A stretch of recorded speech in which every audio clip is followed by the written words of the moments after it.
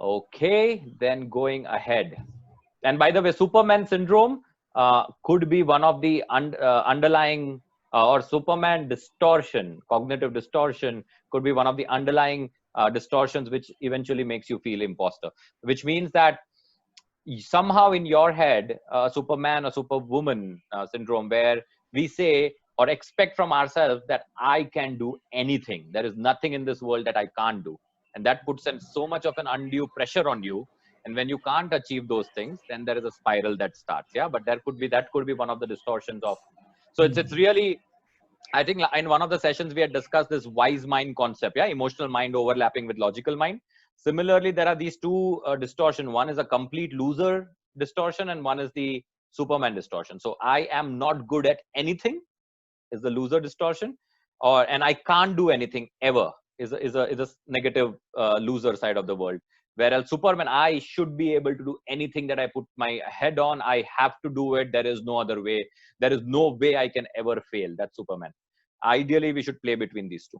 Both of these extremes are distortions, which creates a lot of problems. Yeah, and one of these, when we go up in the mind in terms of what is happening with us, then it may converge into the imposter syndrome in that working memory also. Okay, so three quick CBT impulses. Now I'm wondering, should we just speak about it or should we do it as a case? Okay, anybody wants to share their own imposter syndrome situation? Yeah, what do you think? When do you think this takes you over? Then maybe I question, and then we learn as a group across these three statements. Otherwise, I take you through this three anyways. Anybody wants to go for it? Yes, Pilar. Okay, in my case, what happened was that I come from a very intense family, Mm-hmm. and my mother was a very fearful person, Mm-hmm. and she she was very insistent in all the things that I couldn't do. Mm-hmm. So there were comparisons, there were a number of things that I wasn't as good enough as my siblings, or as smart, or as interesting, or as whatever. I didn't have the abilities. Mm-hmm. And when she talked about me in public, I remember once that I was jobless, so I went to work to the family business. Mm-hmm. And just as I walked in there, Mm-hmm. my mom told the secretaries, well, you know, my daughter, she doesn't know how to do anything, Mm-hmm. but I'll guess you'll have to be patient with her and just stick with her. And I Mm-hmm. was like, what? I, I, Why? I was like, how can this be? If my mother is treating me that way, Mm. then that finished shattering me. I was very young at the time, and the idea was that I am not going to be able to fulfill anything.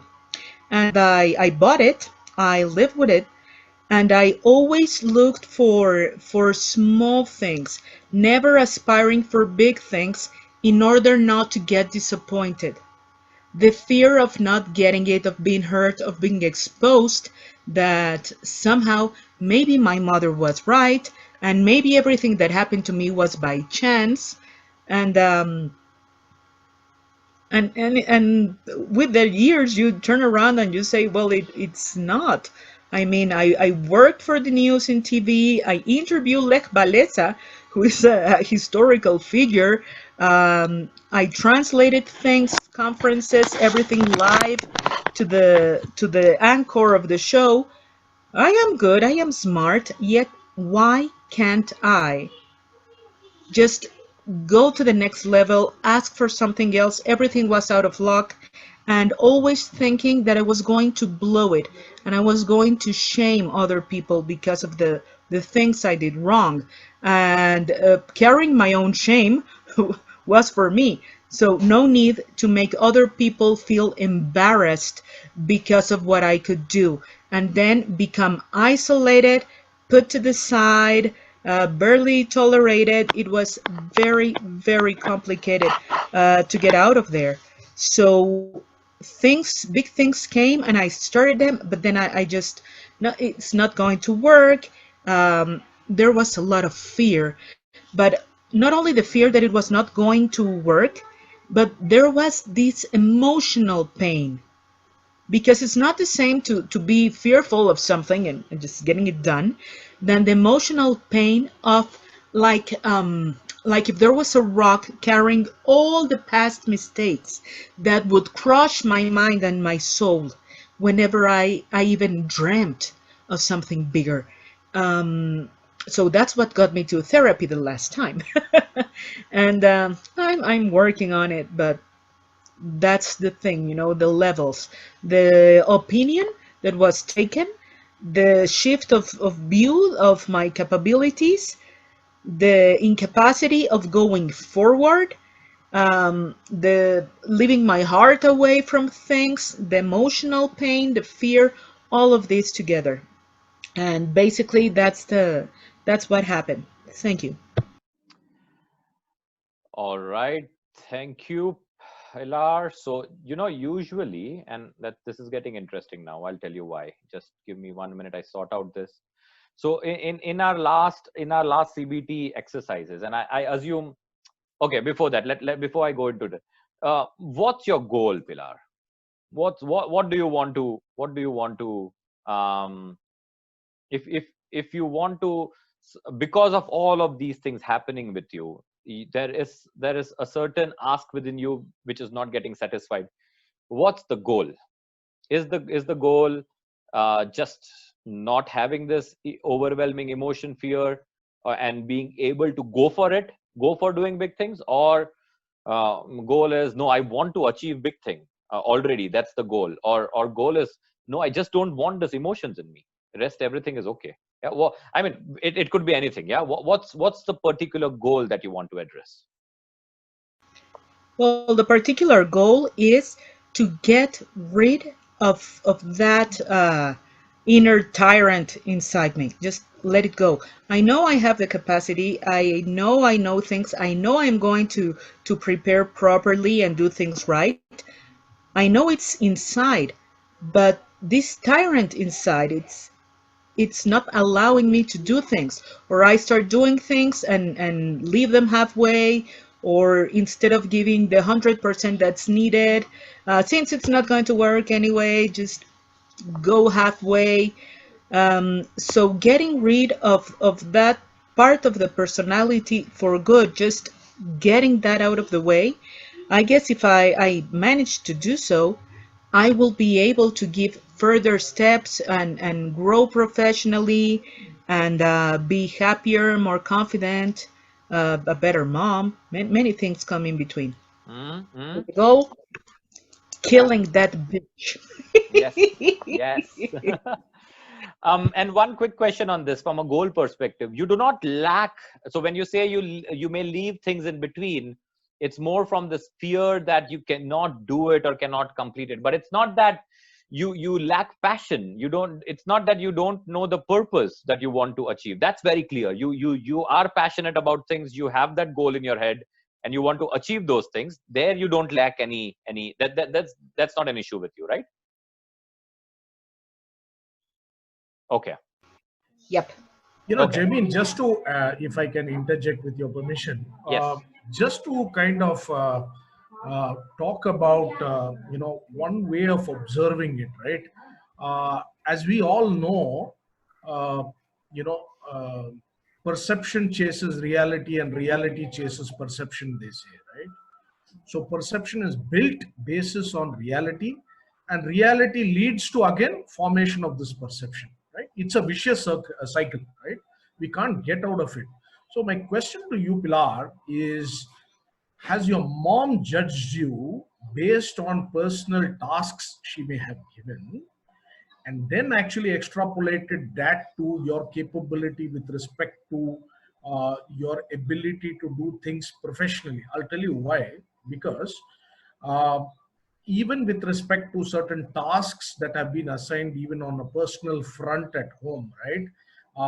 It could be as simple as making purchases, grocery purchases, or it could be negotiating, on some services of your plumber or electrician or whatever that may be, right? Where people have noticed certain challenges, right? We then tend to, not take any risk or go into a zero risk mode. And I'll tell you, this happens even with many people, right? Have we not, in terms of delegation of work, right? If there's something really, really important which the big dog or the boss wants us to do, right? I don't think I've ever delegated some stuff like that, which might be going to the managing director's table or something, right? So it's a question about, has there been instances of reality that has driven those perceptions? That was my question to you, Pilar. But you might have been a completely different person in terms of your capability to interview the person or achieve something much beyond what your mother would have limited you to have in terms of capabilities. Just a thought.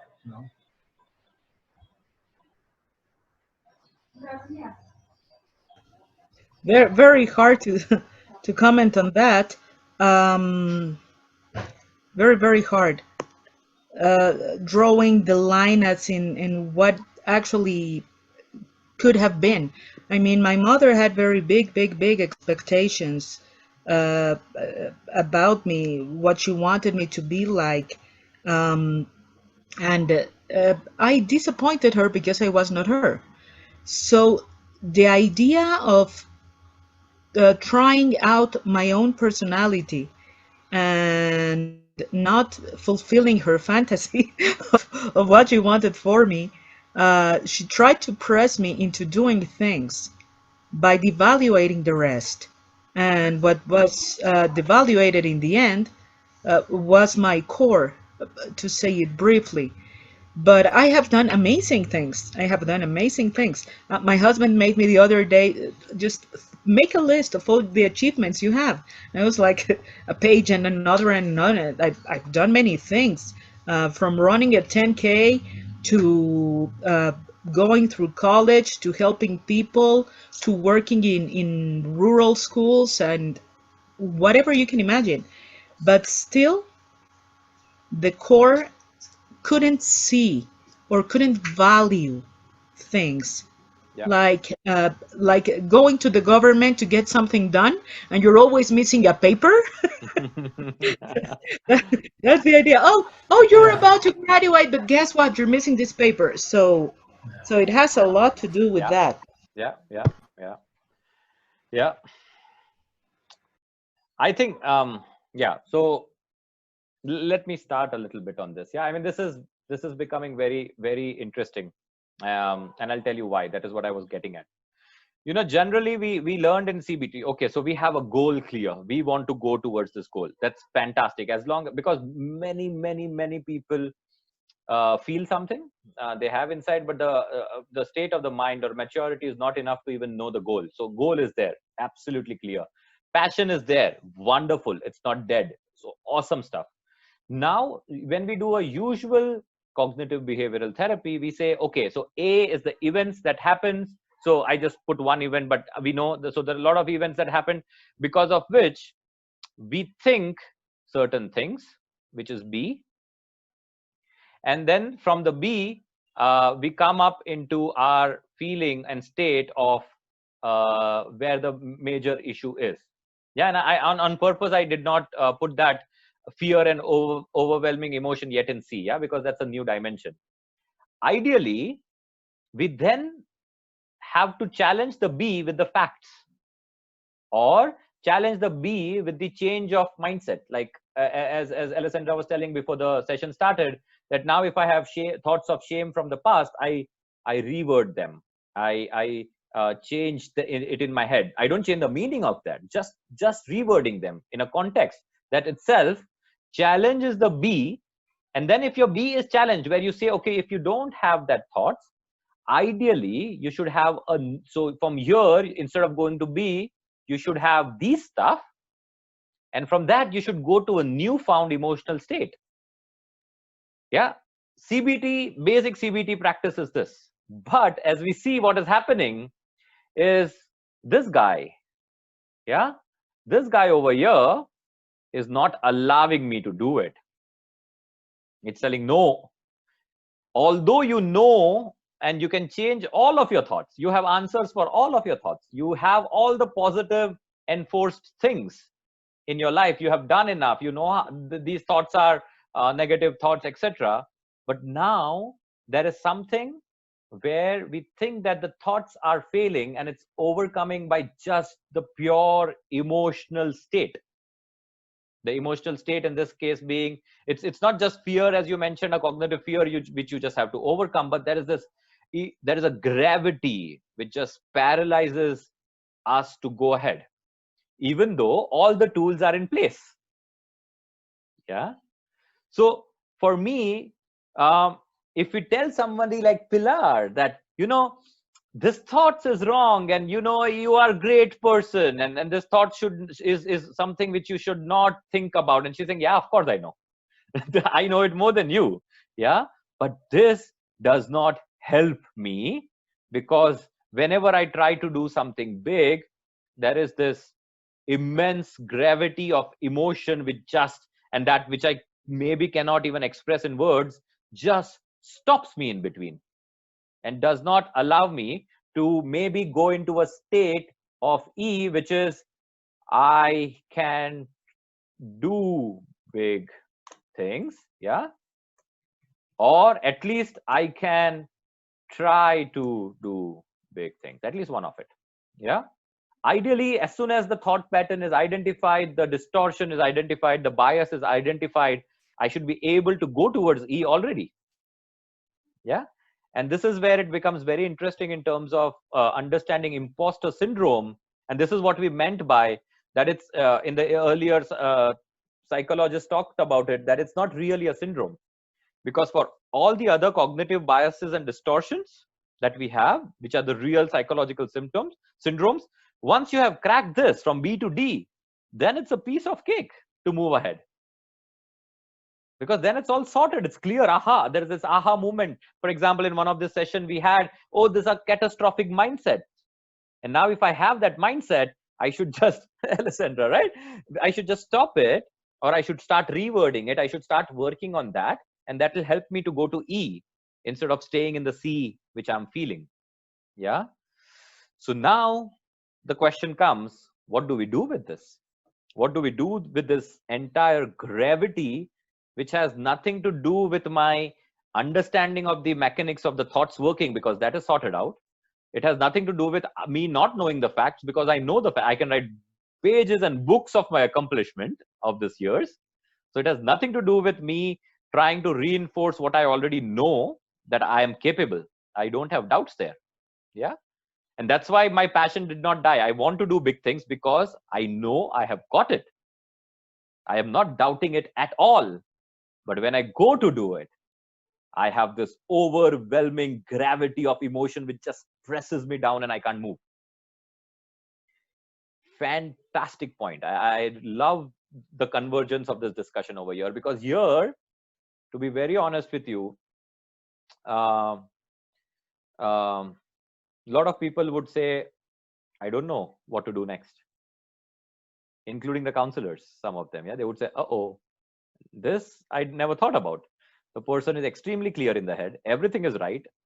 Now, what is this undefinable, not worded emotional gravity which is stopping this person? And how do we overcome that? Yeah. But before I continue, any thoughts, any sentences from anybody?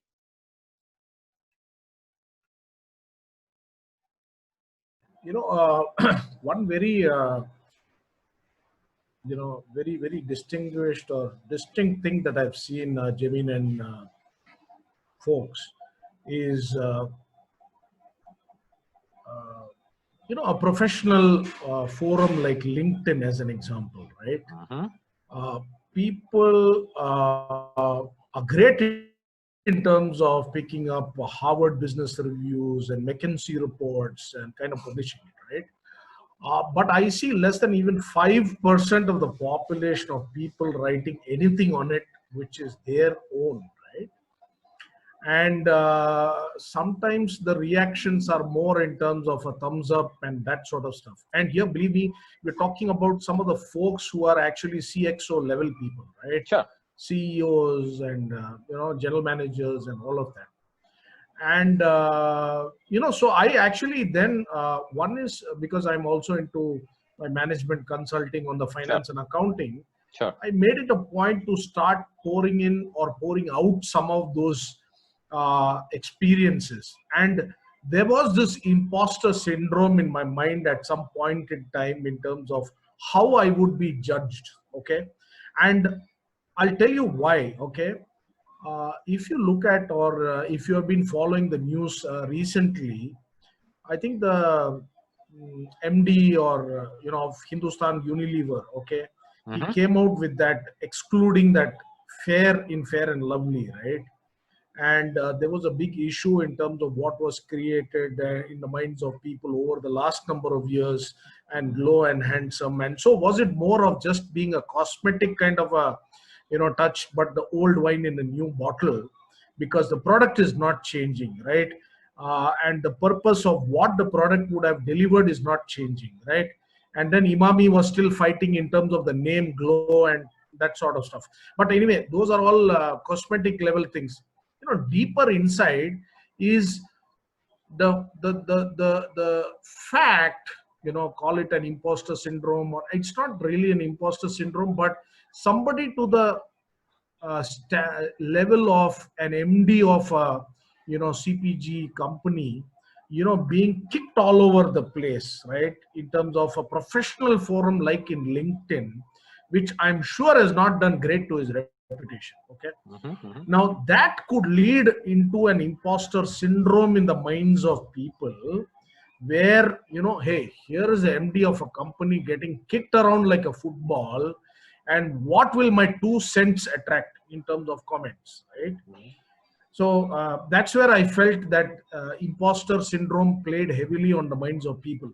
It's a different thing that I started writing articles and have had some certain decent following or people appreciating, because Sure. I actually am writing for myself. So that's one way where I think the imposter syndrome actually came into being, in terms of, although you are somebody who's very successful, it still kind of prevails, when there are people who are outside to be actually be the ones who are going to be judging you finally, right? Yeah, absolutely. No, it's an absolute point. And that step that you took where you could write, Yes. is already something where it's over the imposter syndrome. You didn't fall Absolutely. victim to it. But imagine didn't. that the fear where you are now not able to press the button Yes. to Yes. post.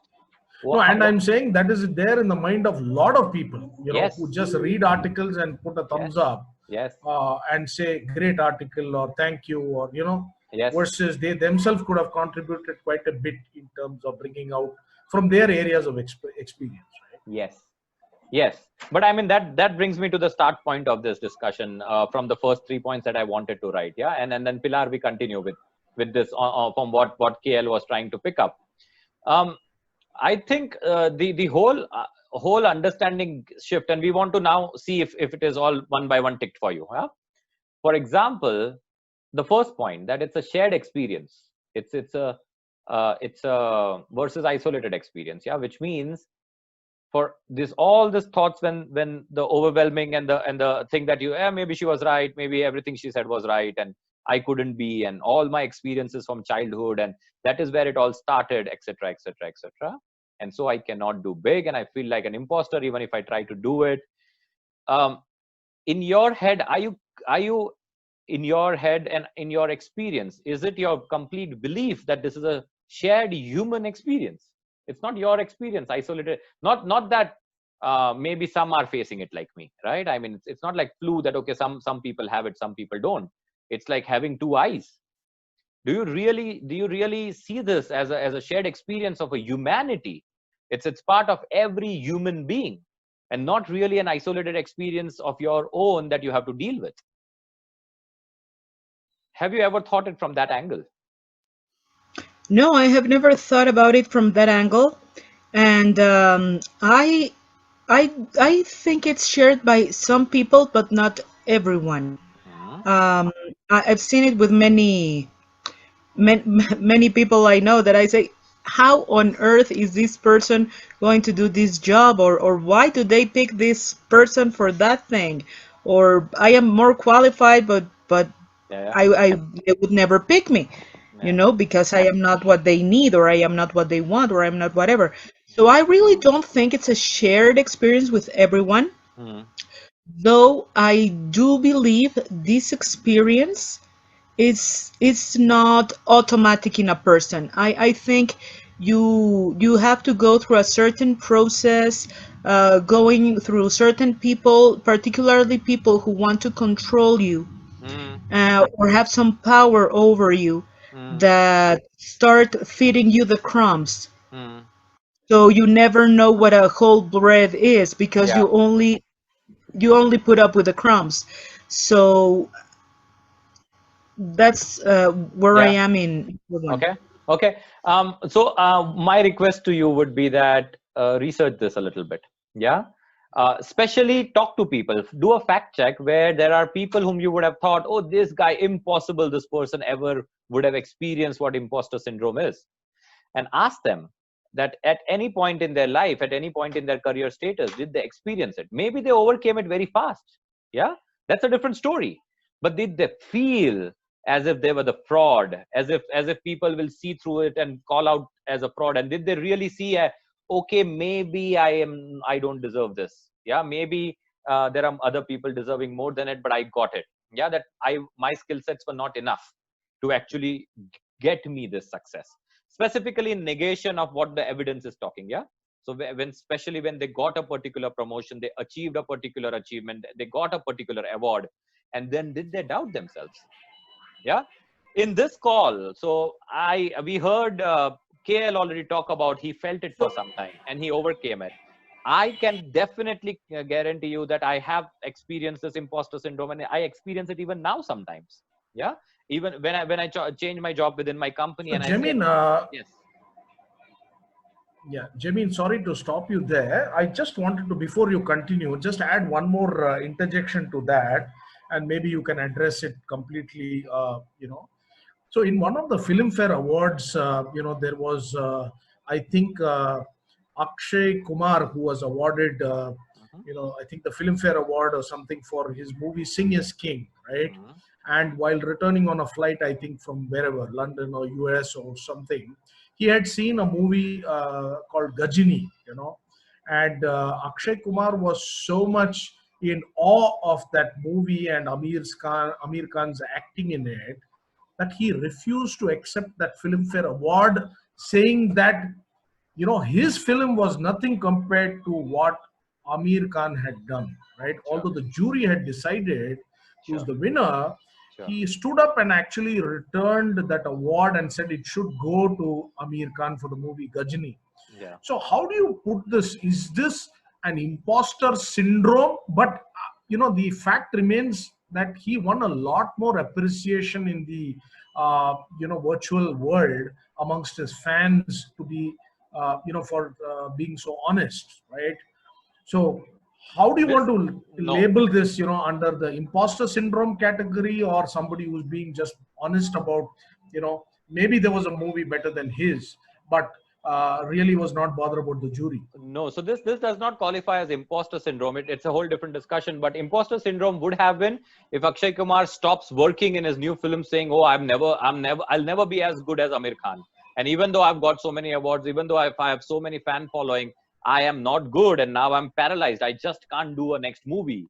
This is imposter syndrome. Got it. Yeah, Yeah. sorry. Okay. So, Pilar, but so Alessandra, do you think you have experienced enough of imposter syndrome, or do you think you have not experienced it ever? Oh, absolutely. I've experienced, especially professionally, I've Yes. experienced it. It's like, okay, when I first went to work at the tech where I met, at the school where I met Pilar, it's like, okay, I studied psychology. Hmm? Yes, I've given a few English classes, like Hmm. tutoring. Hmm. What am I doing here as an English teacher? And then also on the other side, as a psychologist,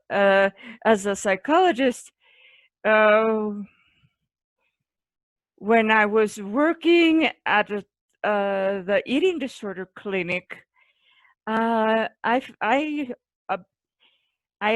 were times where I felt it too. It's like, okay, yes, I've got my degree in psychology. Yes, I know eating disorders. I've studied them, but I don't know how to handle giving group therapy. Yeah. And what am I going to do with these parents? Yes. And I would make myself do it because, first of all, because I wanted to do it, and also because my boss pretty much gave me no choice. Yeah. Like, okay, I need you to do this. Yes. Okay, boss. And when I'd actually do it, it's like, okay, I didn't do such a bad job. Yes. But yes, that constant feeling, or just a few months ago, when I had my first patient as a private therapist, like, okay,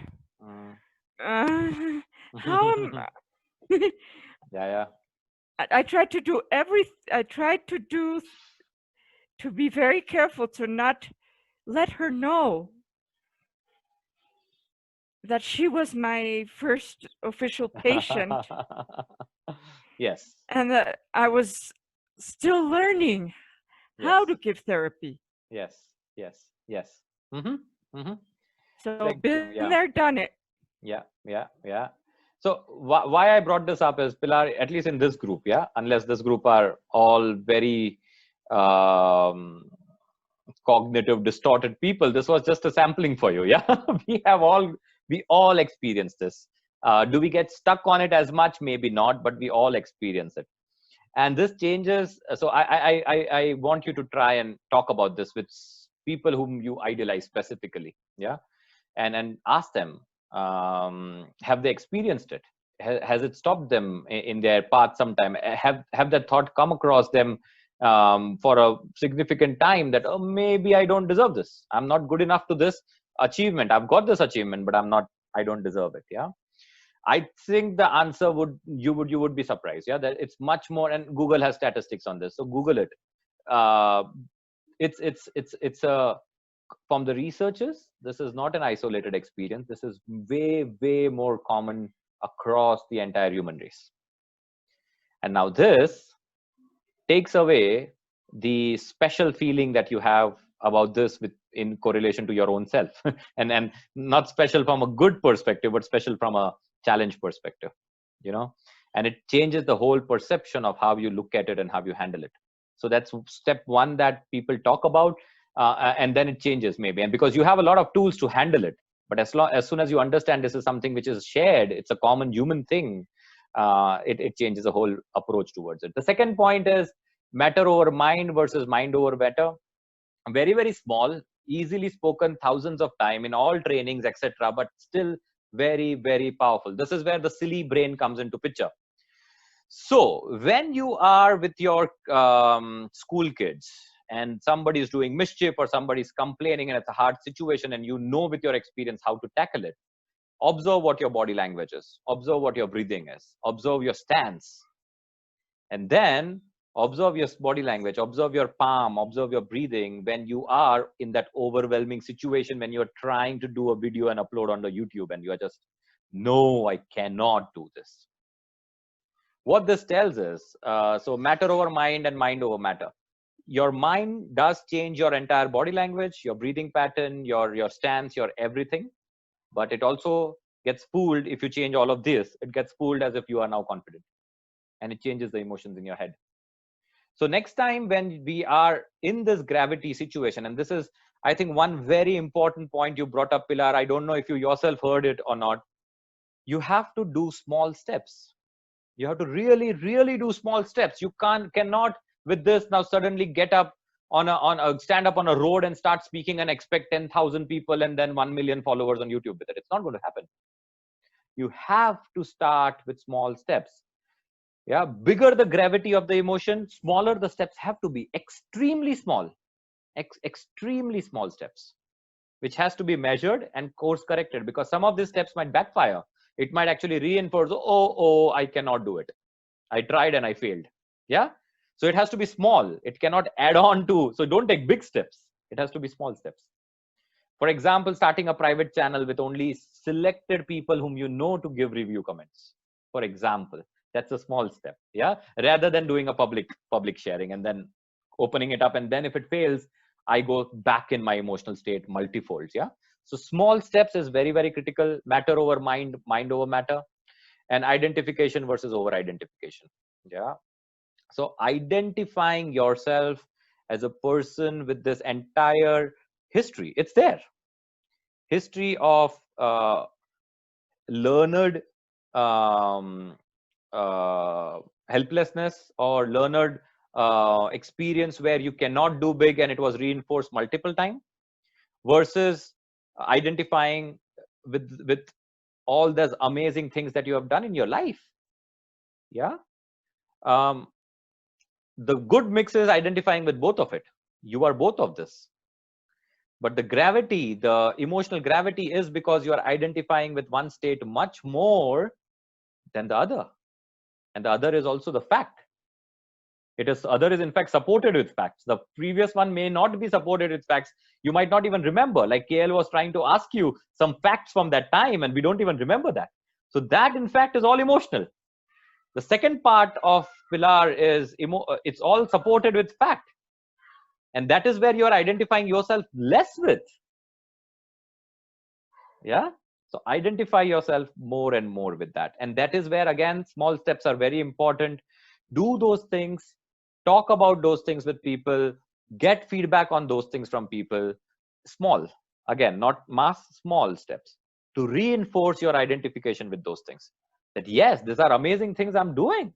Yeah, I'm helping people. I can do this. I mean, my 2 knees are busted today, but I was a kickboxer. I did those trainings. I was that. Yeah. So that's me, not the one who's falling here ill, sitting in one corner. I am a fighter.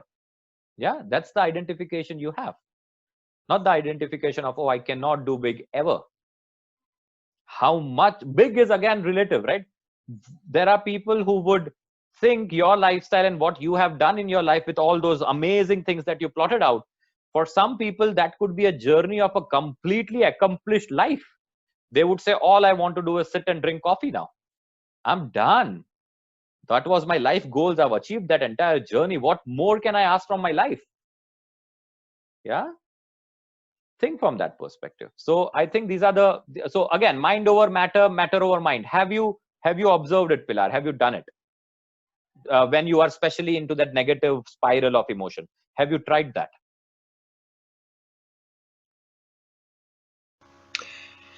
Well, depending on how I'm feeling, some days I feel stronger and able to do more things, and I start. The problem is that when the enemy comes by, I freeze. Yeah. So this is more important when the enemy comes by. You should try and do this when the actual enemy comes by, because now we know and we want to see if it is real, that this enemy is only in the working memory. So it's only in that instance, and in that instance, if I can practice this stuff, yeah, maybe it will scare my enemy now. Yeah. And identification with versus over identification. Yeah. Who is Pilar? Yeah.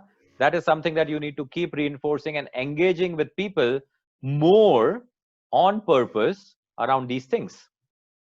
Yeah. So these are some of the 3 basic approaches that you could use as toolkits to tackle this issue of this fellow not allowing you to go here. Yeah. This is one of three steps approach that you need to do. But remember, always remember, the heavier this is, and in your case we understand it's very, very heavy, the smaller the steps should be. Yeah. Don't leap. Don't leap. This will result into reinforcing the feeling, because we might slip in one of the steps. Not always all of the steps are going to be a positive approach. In some of these things we will fall, and it will in fact try to reinforce. The enemy will say, see, I told you, you can't do this, why are you even trying? So the step should be small enough that it doesn't harm us much more. It has to first increase our capability of failing before we proceed. Yeah. One last question before I conclude this and I leave it, and maybe we wait for your experiences trying to do this, Pilar. Are you really afraid of people giving negative feedback? Are you really? So if there are 10 people who walk down and say, oh, Pilar, you are a fraud and you don't know photographic approach, you don't know how to use the language, you don't know how to tell the story, I've heard your story and I feel it's boring and I don't think you have it in you. If 10 people today come and tell you that, of course it matters, it will touch anybody, it'll hurt anybody, but does it really impact you so big that you will that put you into the state of this freezing stuff when the thought of that comes in? Well, yes, any kind of exposure outside of my small world really freaks me out. The idea of being attacked or being harassed or whatever. I had a stalker when I was in my teens, and and the idea of having someone behind you just following you all the time, that also has a touchy edge, Yeah. a very sharp edge for me. Yeah. The idea of exposing myself, even Yeah. though it's through a screen, and the what usually happens is that people get bored and change to something else. But the idea of the exposure, the exposure Yeah. I really mean, frees. yeah, there is very important thing in what you are saying. And again, hear yourself sometimes. Is it the exposure itself, or is it the idea of exposure? Is it the idea of criticism or the criticism itself? Sometimes give it a check, and ask somebody to criticize you and see how you take it or how you respond to that person. You know, my daughter is scared of snakes, very, very scared of snakes, very scared of snakes. She has never seen a snake, you know, so she is not really scared of snakes. She's scared of the idea of the snake that she has. Yeah. But to come to that point, this circle needs to reduce a little bit, and then you can challenge and try those things out. Yeah. I mean, a lot of people do this on internet. There are these new age stuff going on where they post their photo and say, people, go ahead, roast me. And people would come up with the meanest of the comments, and, you know, roast me to an extent that I can't take it. Yeah. Those are some of the things people do to say, nah, people are always going to say like this, I don't care what you are actually saying. Yeah. I was just afraid of the idea of people roasting me or talking bad about me. But when actually people talk bad about me, I can handle it much more than I thought I could handle it. Yeah. So think about that. Sometimes, is it all in idea, or are you really not able to take now somebody trying to tell you bad? For example, if think about one of your student or one of your students' parents coming and telling you, this particular style of teaching that you did the other day, I didn't agree to that. Will it really impact you, or you say, wait, let me explain you, there's a science behind it, it's my job and I've been doing this forever, you don't know it, I know it, let me explain it to you. Yeah. Think about it. It could be an idea of the exposure and not exposure itself. But again, start with baby steps. Start with your closed group of circles where you know there are people who would criticize you honestly for the things which are not right, but also appreciate you for the things that are good. Start with that small circle, and that's the only way you can overcome this. But have this three-sided sword. Very, very important to overcome this, because otherwise from CBT you are here. You should already go here. Yeah. So think about that. Okay, then I don't have anything else per se, because this actually has a lot of mindfulness impulse in it. The only mindfulness impulse I would want to leave you with is the concept of having your own anchor.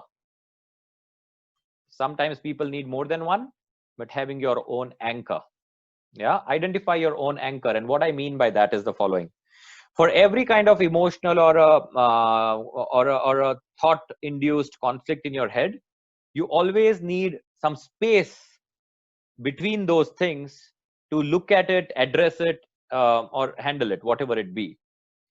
And to my waterfall example, yeah, when you are under a very heavy waterfall, you can't make sense out of things. You can't listen to people's advice. You can't listen to your own head.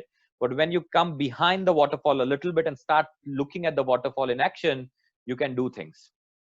So that coming behind is the step where I say you need to create space. Space is generally also related to internally silence within you. Yeah. But mind in itself by nature is always chirpy. There is always something or the other going on. Either you know it, you don't know it. We saw the Freud segments, id, ego, superego conflicts, which are happening already at subconscious level. So we know there is a lot of turbulence without we knowing it.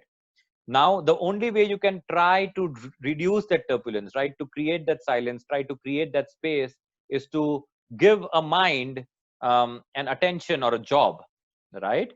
For example, for some people, the best thing, and this people call it out in mindfulness a lot, is pay attention to your breath. See, really observe your breath going out completely to the last ounce of it and incoming completely till the last puff that goes in. Yeah, that could be one way of anchor. For some people, when they do that, their breath becomes heavy because now they think they're consciously breathing. It's not an activity. And if they don't pay attention, the breath stops. It becomes heavy. So it's for some people it doesn't. They might fit. For some people, then there are other ways of anchors. Yeah, I mean, think about putting your palm straight up and try to feel the skin of the palm without touching it. Yeah, try to bring that sensation of the entire skin on the palm.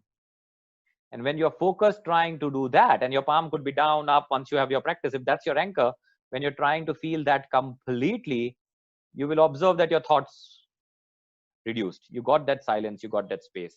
Yeah, for some people who are more visual, they have a painting in making always. Yeah, they keep adding some strokes of leaves on a plant or tree, and they do those. So for some people, it's always a make in progress painting that they have in their head as an anchor. So you need to figure out an anchor for yourself, which helps you, give you that space, give you that silence, which is extremely important to disassociate yourself and start looking at all of these things happening. Because otherwise, when you are in that gravity, right under that waterfall, it's almost impossible. Because you, in essence, you are that waterfall. You can't escape from it. You need to step back with this and look at it. So that was my last mindfulness impulse for the day in this session. And I think we should have a second round of this session when, Pilar, for example, you look at those things that we spoke about, and if you think if it helped you, or you found out something new, then we should have a continuity of this session for sure, where we look at the science and we get your experience of whether it helped you in actual or not. But until then, I don't think we will bring up imposter again, because it only makes sense if this things go to the next level into the discussion, not before that. Yeah, so small steps, hoping that you take that, hoping that the three-sided sword helps you, hoping you have an anchor identified which gives you that space and silence. But in essence, I am done with everything that I had planned for this session. Any comments, any feedback from any one of you? Yeah, and just to add, Pilar, if I can share my experience, I don't know if I've told this on another earlier meeting. Again, this imposter syndrome and this fear of failure, right? So I would suggest that, and this has actually helped me, maintain a journal of events, right? It could be, again, maybe an important review meeting. It could be registration of your property. Yeah. It could be sale of a house.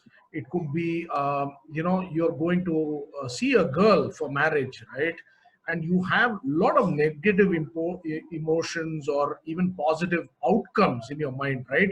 So the first part of the exercise is to just replicate in terms of transferring those thoughts in your mind to your journal as to what is your state of mind and what do you expect the outcome to be. Okay. And then go through the motions and actually record as to what was the actual outcome, right? So, I mean, I'm a finance guy, so I can tell you in terms of a costing example, what was your standard output and what's your actual output, right? So these two things, right? My standard outcome was this, I expected this to be, but the actual outcome was this. And then see what is the positive correlation between what you expected to happen versus what actually happened. And believe me, time it's just a fear playing on your mind that you will not succeed. Sounds good, KL. Thank you. Journaling definitely helps. Very, very powerful tool. Absolutely a powerful tool. Okay. Anything else from anybody? Okay. So Pilar, we really hope, we really hope that we have a second session on this, where we see some of these things that we heard and spoke today are put in action by you, and it's really helping. Yeah. So, and how it is helping, where is it failing? What did you do around these principles to take the next steps?